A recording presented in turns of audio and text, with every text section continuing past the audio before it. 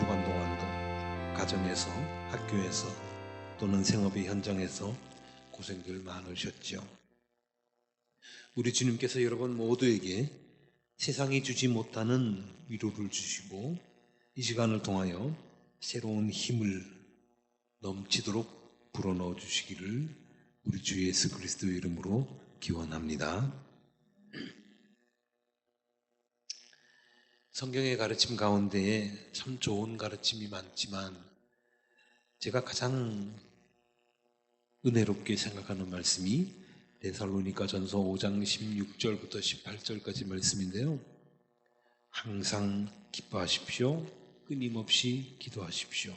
모든 일에 감사하십시오 하는 이 세 구절 참 제가 좋아하는 말씀인데 그 가운데 5장 17절 끊임없이 기도하십시오 그랬습니다.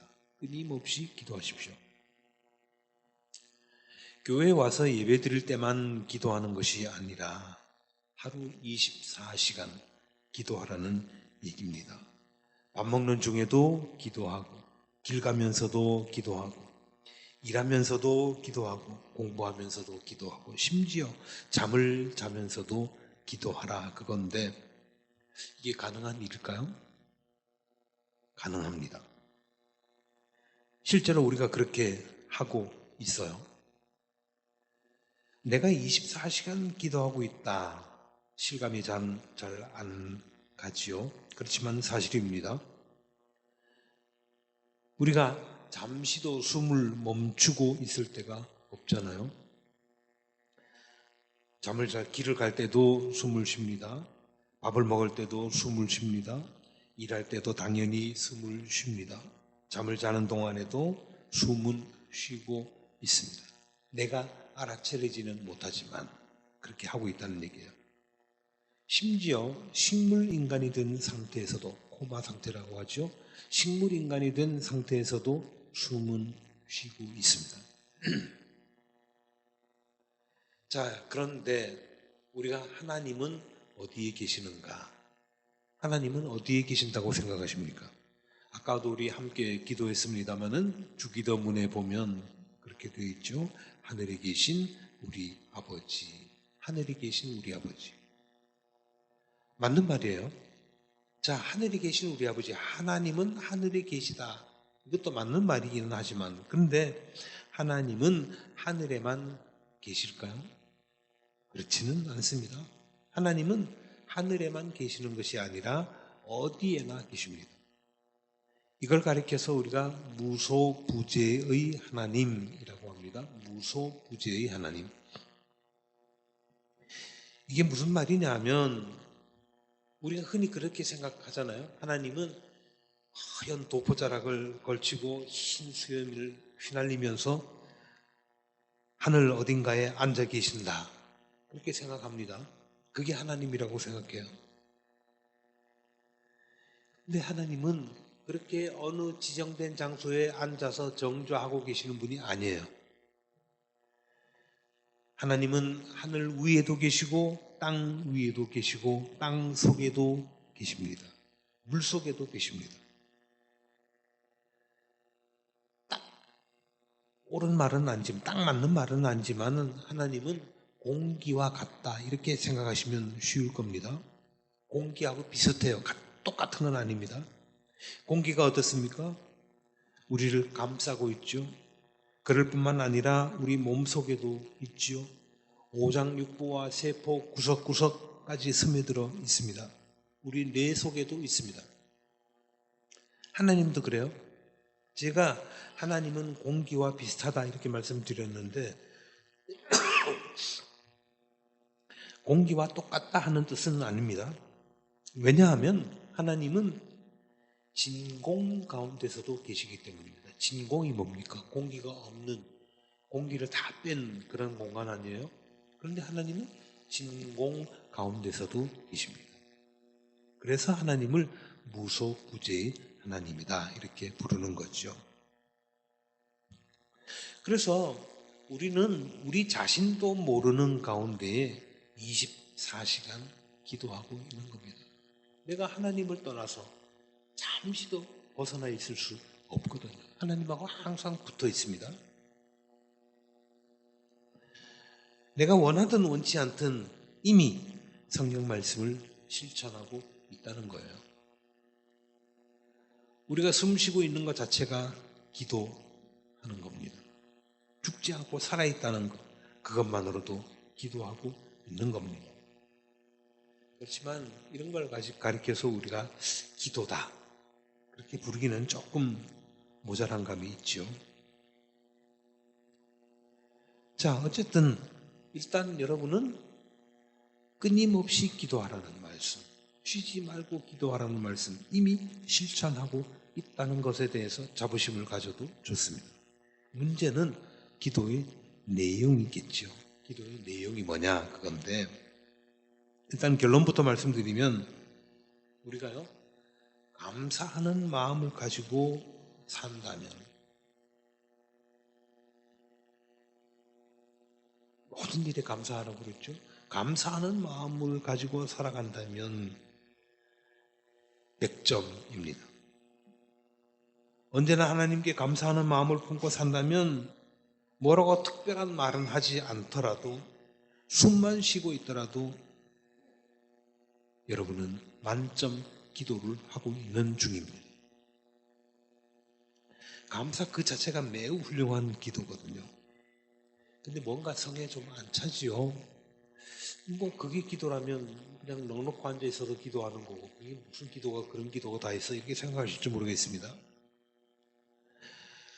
기도를 통해서 뭔가 하나님께서, 우리가 하나님께 뭔가를 요구하고 하나님께서 좋아, 내가 이루어 줄게 하고 대답하시고 실제로 그 일이 이루어지면, 아, 하나님께서 내 기도를 들어주셨어, 이렇게 비로소 실감하지 않습니까?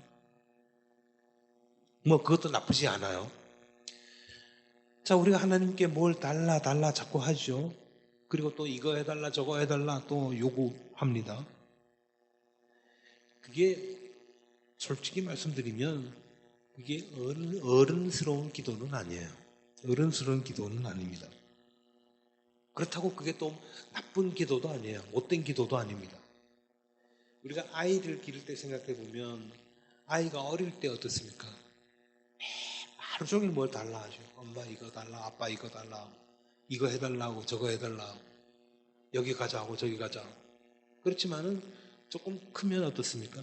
점점 클수록 달라 하는 기도 안 합니다.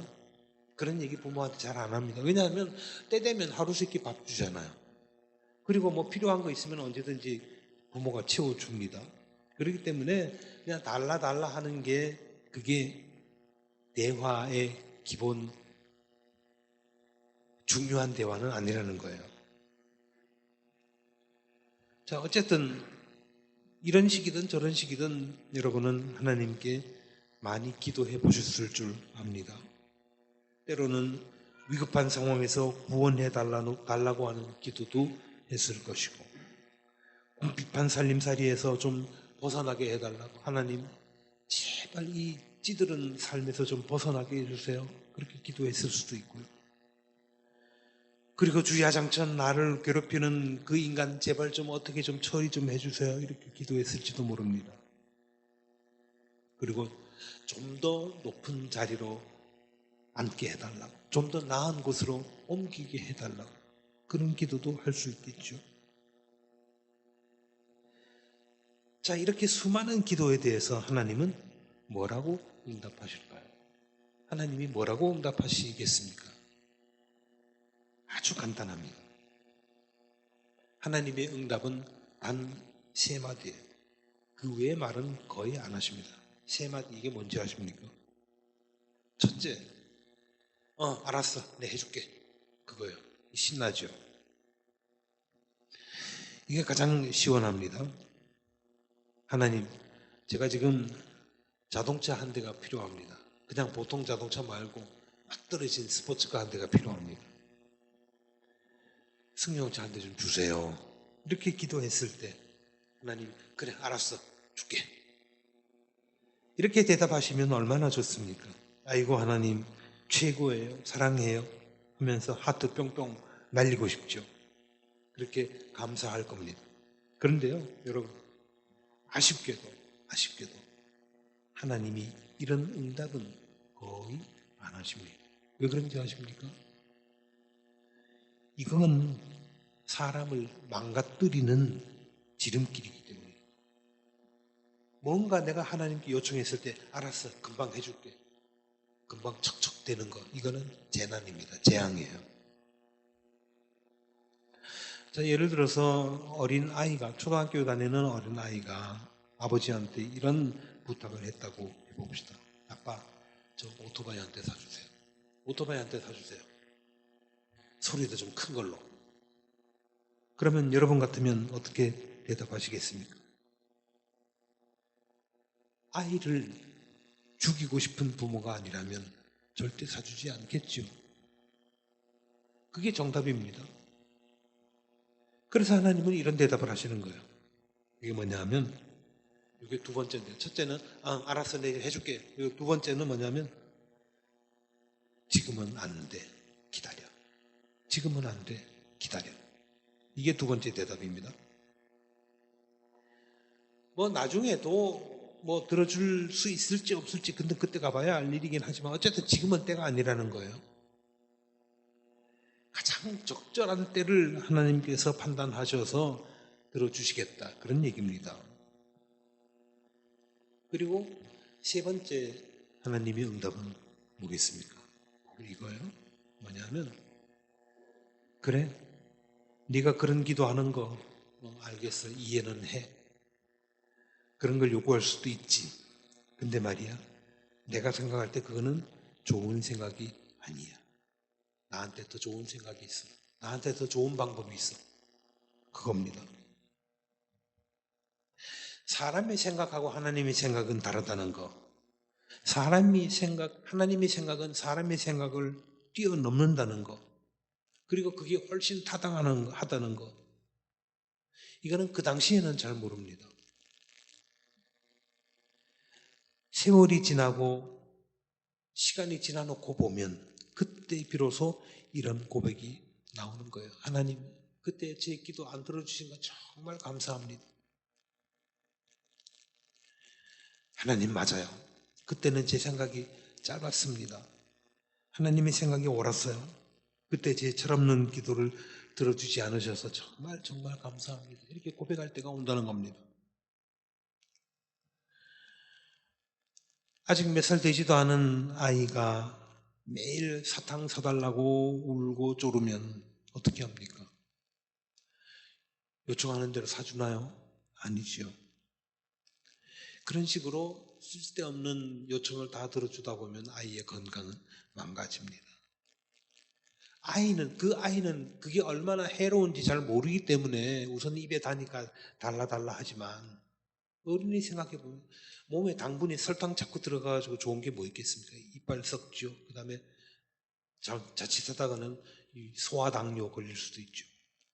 그리고 당분이 우리 몸속에 들어가면 이거 해로운 게 한두 가지가 아닙니다. 그래서 건강 망가지는 거예요. 그래서 부모는 사탕보다 훨씬 더 좋은 것, 건강을 위해서 유익한 것들을 아이에게 주는 거예요. 우리 집안 이야기에서 조금 송구스럽습니다만은, 우리나라의 어떤 여느 청년들이나 마찬가지고 우리 아이들도 대학교를 졸업하고 난 이후에 취업 때문에 고생이 참 많았습니다. 셀 수도 없는 곳에 원서를 내고 시험도 숱하게 쳤습니다. 저는 아이들이나 그 당시의 생각은 오매불망 단 하나였지 않겠어요? 하나님, 이번에 원서 냈는데 꼭 붙게 해주세요. 좀 합격하게 해주세요. 근데 하나님은 안 들어주셨습니다. 번번이 떨어뜨려 버렸어요. 야속하기도 했습니다. 그렇지만 지금 와서 가만히 생각해 보니까요, 그게 얼마나 감사한 일인지 모릅니다. 기도하는 대로 하나님 이번에 원서 냈는데 합격하게 해주세요 해서 거기 붙었더라면 그냥 평생 거기 다녔을 거 아니에요. 좀 더 구체적으로 말씀드리면, 우리 큰 아이가 시험을 치는데 어디를 쳤냐 하니까는 LH에 시험을 쳤습니다. 꽤 잘 쳤어요, 필기 시험. 그래가지고 최종까지 올라갔습니다. 2명 뽑는데 3명까지 추려가지고 그 셋 가운데 2명 뽑는 데까지 올라갔습니다. 그래서 뭐 면접도 잘 했대요. 근데 결과를 보니까 낙방, 떨어졌습니다. 그때는 참 마음이 무겁더라고요. 하나님, 그동안 그렇게 많이 고생하고 공부한다고 애를 썼는데 여기까지 떨어뜨리십니까? 근데 지나놓고 보니까 거기 합격 안 하기를 얼마나 다행인지 모릅니다. 거기 비록 뭐 공사니까 뭐 비교적 안정된 직장이기는 하지만 그래서 지금 있는 곳이 훨씬 더 좋거든요. 연구도 마음껏 할 수 있고 지 마음대로 뜻도 꿈도 펼쳐질 수 있고 이게 일이 이렇게 되는 거예요. 둘째 아이도 그랬습니다. 임용고시를 치면서 학교마다 뭐 기간제 또는 시간 강사 뭐 닥치는 대로 해야 될 거 아니에요. 근데 한 해는 2월이 됐는데도 아무데도 취업을 못했습니다. 아직 임용고시는 안 됐으니까 발령은 못 받고. 그래서 여기저기 온갖 데 원서를 다녔죠. 저기 상주 함창에 있는 어느 학교, 그리고 여기 도계에 있는 학교. 기간제라도 좀 일하게 해달라. 근데 번번이 다 떨어졌습니다. 그러다가 2월도 한 마지막 주쯤 돼가지고 이제 2월 지나면 뭐 3월부터 개학이니까 어디 일할 데 없잖아요. 근데 바로 여기 향남중학교에서 전화가 왔습니다. 와서 좀 일을 좀 할 수 있느냐. 아이고 감사합니다 하나님. 그러면서 이 가까운 데 가서 일하기 시작했죠. 그러고 나서 그 다음에 임용고시 합격을 했습니다. 만약에 그 당시에 저기 뭐 도계나 상주나 합격을 했더라면 어떻게 해야 됩니까? 거기 또 방 얻어가지고 또 가서 또 고생하면서 살아야 될 거 아니에요. 공부나 제대로 하겠습니까? 임용이 붙겠어요? 어렵죠. 이 하나님의 계획하시는 게 이런 거예요. 너는 그렇게 생각하지? 내게 더 좋은 생각이 있어. 나는 이게 더 좋다고 생각해. 조금만 기다려봐. 그게 하나님의 응답입니다. 저도 비슷한 경험을 합니다. 아시는 것처럼 제가 혈액암에 걸려서 고생을 좀 했잖아요. 2022년 8월에 처음으로 암 진단을 받고 낙심이 컸죠. 그래서 기도했을 거 아닙니까? 하나님, 이 병 좀 고쳐주세요. 씻은 듯이 낫게 해주세요. 털고 빨리 일어나게 해주세요. 어떻게 됐겠습니까? 하나님께서는 이 기도에 대해서 어떻게 대답하셨겠습니까? 아까 말씀드린 세 가지 가운데서 어떤 말씀을 주셨겠습니까? 사람의 짧은 생각대로라면 알았어, 고쳐줄게. 너 다음 주부터 내일부터 일어나 활동해. 그러면 제일 좋겠죠. 그렇지만 그때도 저는 하나님의 응답 방식을 어렴풋이나마 알고 있었기 때문에 그런 건 바라지도 않았습니다. 하나님께서 나에게 병을 주신 것은 분명히 무언가 큰 뜻이 있을 거예요. 나에게도 그렇고 우리 교회 교우님들, 성도님들에게도 그렇고 우리 주변 이웃들에게도 그렇고 뭔가 더 좋은 일을 계획하시려고 이렇게 이런 일을 주셨을 거야. 그렇게 생각을 했습니다. 내 방법이 아니라 하나님의 방법으로 해결해 주실 거야 하는 확신을 가지고 있었습니다. 실제로 그렇게 해주셨어요. 항암 치료를 받는데 한 1년 넘게, 거의 1년 6개월 정도가 걸렸습니다.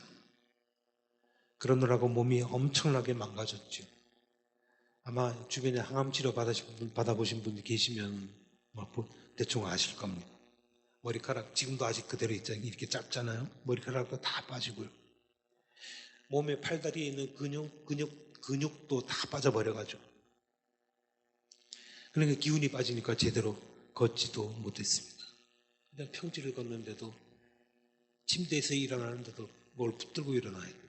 평지를 걷는데도 지팡이 짚지 않으면 걷지 못하고. 자, 그러는 과정에서 엄청난 소득이 있었습니다.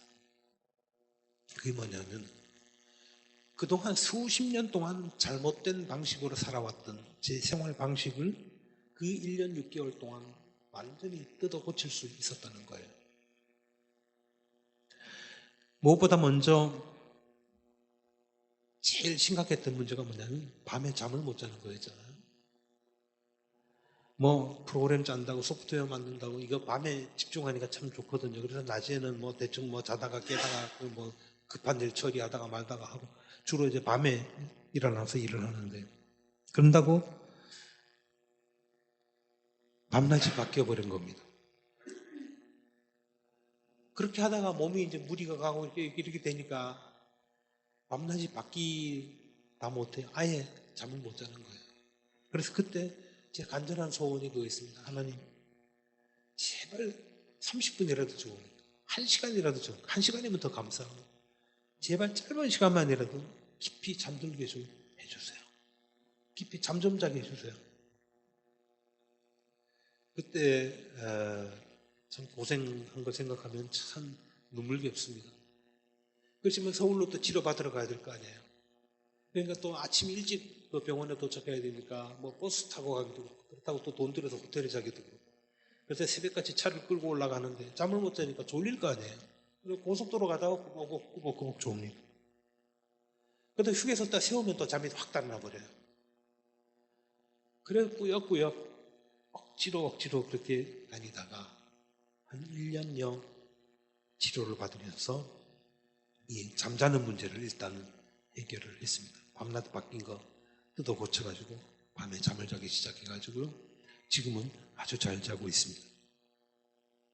그게 그냥 약 먹는다고 해결된 문제가 아니고요.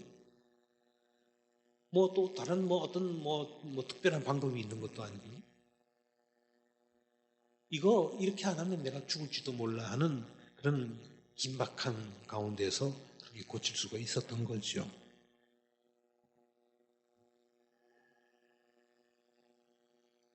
이렇게 하나님은 한 1년 넘게 저를 반 죽여놓다시피 고생시키시면서 이거 고쳐주셨습니다. 그리고 또 하나는 뭐냐면 동물성 식사를 줄였다는 건데요. 제가 뭐 전문가도 아니면서 이런 얘기하는 거 용서하십시오. 그러나 뭐 무조건 채소만 먹고 살아야 된다 이렇게 말하지는 않겠습니다. 근데 제가 경험해 보니까 다른 사람은 잘 모르겠고요. 적어도 저한테는 이 육류, 고기나 생선, 우유, 달걀 뭐 이런 거 잘 안 맞아요. 그래서 요즘은 거의 먹지 않고 뭐 그렇다고 엄격하게 그거 뭐 철저히 입이 안 된다 그런 건 아닙니다만은 뭐 같이 밥 먹을 때라든지 그냥 때 되면 가끔 먹기도 하지만 굉장히 줄였습니다. 그리고 하나 더 있는데 그 뭐냐면 운동 빠뜨리지 않고 하는 거. 뭐 우리가 다 운동해야 된다, 열심히 운동해야 된다 그렇게 하고 또 열심히들 하죠. 근데 마음처럼 그렇게 열심히 됩니까? 안 되잖아요. 뭐 비 오면 비 온다고 그러고 아 피곤하면 피곤하다고 손님 오면 손님 온다고 또 하기 싫고 이게 운동하는 건데요. 제가 조혈모세포 이식을 예정을 해놓고 입원하기로 한 날 작년 10월 3일인데 그날 이제 병원에 전화해가지고 저 그 이식 안 할게요. 그러고서 입원 안 갔잖아요. 그리고 그 이후에 그날부터 시작해가지고 오늘까지 거의 빠지지 않고 뭐 특별한 일 없으면 매일 하루에 1시간씩 걷고 그 다음에 근력 운동하고 그렇게 열심히 하는데요. 아마도 이렇게 1년 동안 하나님께서 저를 고생시키지 않았다면 그 습관 들이는 거 쉽지 않았을 거예요. 근데 가만히 생각해 보니까 내가 만약에 지금 병원에 입원해 있다면 꼼짝도 하지 못하고 침대에 묶이든지 뭐 해가지고 밖에 외출도 못하고 밖에 바람 쐬러도 못 나오고 갇혀 있을 거 아니냐. 차라리 그렇게 하는 것보다 나가서 운동하는 게 훨씬 낫다. 그런 마음가짐을 가지고 하루도 빠짐없이 매일같이 열심히 운동을 합니다. 그게 이제 몸에 거의 뱄어요. 이게 그냥 어느 날 갑자기 마음이 바뀌어가지고 오늘부터 운동 열심히 할 거야? 되겠나요? 안 되죠. 자, 오늘부터 고기 잘하면 채식할 거야? 그게 되나요? 안 되죠. 죽을 뻔한 고비까지, 죽을 뻔한 그 지경까지 갔다가 오니까 그게 되더라고요. 그래서 하나님께서 그 생활 방식을 고쳐주기 위해서 그와 같은 고생을 시킨 겁니다. 지금은 굉장히 자리가 잡혔어요. 그 밖에도 뭐 몇 가지가 더 있습니다만은 이런 게 사소한 것 같지만 중병에 걸려가지고 죽을 뻔한 고비를 넘겼으니까 이거 바꿀 수 있었던 것이지. 그렇지 않았다면 정말 어려웠을 겁니다. 이렇게 암투명을 하면서 저는 하나님께서 정말 나를 진정으로 사랑하시는구나 하는 것을 다시 한번 확인할 수 있었습니다. 그렇게 1년 6개월 동안은 꼼짝 못하게 눌러놓고는 옛날 생활 방식을 완전히 뜯어 고쳐 주셨습니다. 그래서 지금은 얼마나 몸이 가벼운지 모릅니다. 물론 아직 뭐 100% 완쾌된 건 아닙니다만은 예전에 비하면 예전에 아프기 전, 뭐 진단받기 전하고 비교해도 지금이 훨씬 몸이 가볍고 컨디션이 좋습니다. 자, 오늘 사도행전 본문 말씀은 사울이 에베소 교회에서 했던 이야기인데요. 아시는 대로 사도행전은 바울이 유럽 지역을 두루 다니면서 선교 여행을 하면서 각 지역의 교회를 방문해서 신도들을 양육하는 내용을 담고 있는데 지금 바울은 에베소 교회를 떠나려고 하고 있습니다. 떠나기에 앞서서 에베소 교회 교우들에게 특별한 당부의 말씀을 남기는 겁니다. 이제 떠나면 언제 다시 돌아올지 모릅니다. 몇 달이 걸릴지 몇 년이 걸릴지 아니면 다시는 보지 못할 수도 있습니다. 이럴 때 여러분 같으면 마지막으로 최후의 한마디를 남겨야 한다면 여러분 같으면 어떤 당부의 말을 하시겠습니까?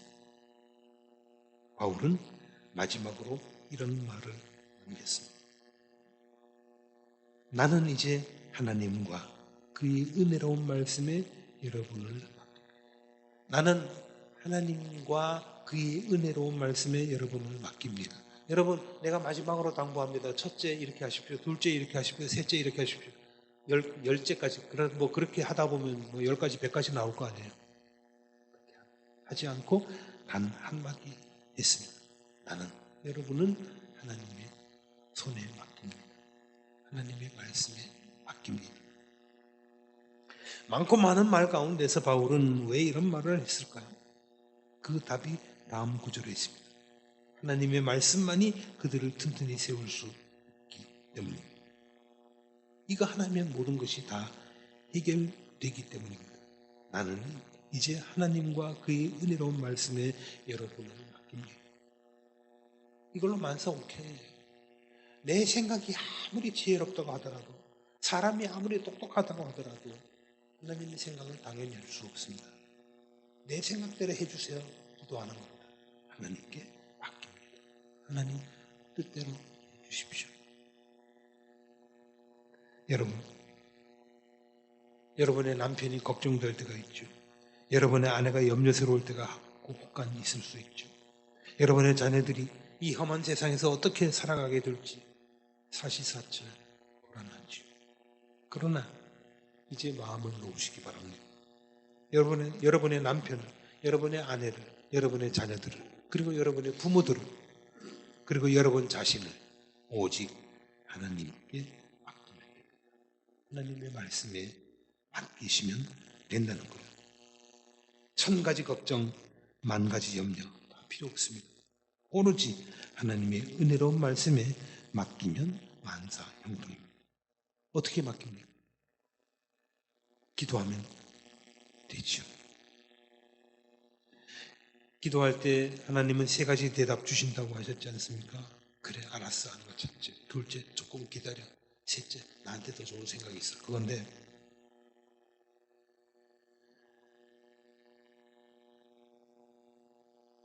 이런 걸 보면 하나님은요, no, 안 돼 라고 하는 답은 안 하세요. 안 돼 라고 하는 답은 하지 않으십니다. 내가 어떤 어리석은 기도를 하더라도 그거 안 돼 라는 말은 하나님은 안 하신다는 거예요. 그럼 뭐라고 하십니까? 조금 기다려 하든지 나한테 더 좋은 생각이 있어. 내가 더 좋게 해줄게. 그거거든요. 우리에게 안 돼. 그래서 불가능이 없다는 게 그래서 하는 말이에요. 내가 무슨 뭐 마술적인 힘으로 금 나와라 뚝딱 하면 금 나오고 은 나와라 뚝딱 하면 은 나오고 뭐로 변신해라 하면 그렇게 되고 그게 능치 못한 일이 없는 게 아니에요. 하나님의 대답이 세 가지 속에 다 들어있잖아요. 뭐 즉시 들어줄 수 있는 거 있죠. 그렇지만은 조금 기다려야 들어주실 수 있는 거 있고, 또 하나는 하나님 내 생각보다 하나님이 더 좋은 생각을 가지고 계실 수도 있는 거고. 그럼 우리는 뭐예요? 그냥 하나님께 맡기면 되는 거예요. 그러면 알아서 해주실 겁니다. 그걸로 끝입니다. 이런 자세로 기도하고 이런 자세로 우리가 기다리면요, 그렇게 살면 사람이 진중해집니다. 하나님 보시기에 어떻게 해요? 저는 이제 철이 좀 들었고 저가 내가 이제 큰 일을 맡겨도 되겠어, 그런 생각 하시지 않겠어요? 그저 냄비처럼 팍 끓었다가 이럴 때 이러고 저럴 때 저러고 뭐 사시사철 이랬다 저랬다 불안해가지고 그렇게 사는 사람한테 하나님이 어떻게 큰 일을 맡기십니까? 못 맡깁니다. 그렇지만 하나님 다 하나님께 맡깁니다. 하나님 알아서 해주세요. 그래서 저는 기쁘게 감사하고 살랍니다. 이게 가장 멋진 기도의 자세거든요. 이렇게 하나님의 말씀을 굳게 믿고 하나님의 섭리를 감사함으로 받아들이면 여러분의 삶은 결국 열매를 많이 맺는 그런 흑자 인생이 될 겁니다. 저와 여러분이 이렇게 모든 것을 하나님과 그분의 은혜로운 말씀에 맡김으로써 쓸데없는 걱정 다 던져버리고 쓸데없는 스트레스 다 떨쳐버리고 진정한 해방을 얻어서 복되고 보람 있는 삶을 누리시게 되기를 주님의 이름으로 축복합니다.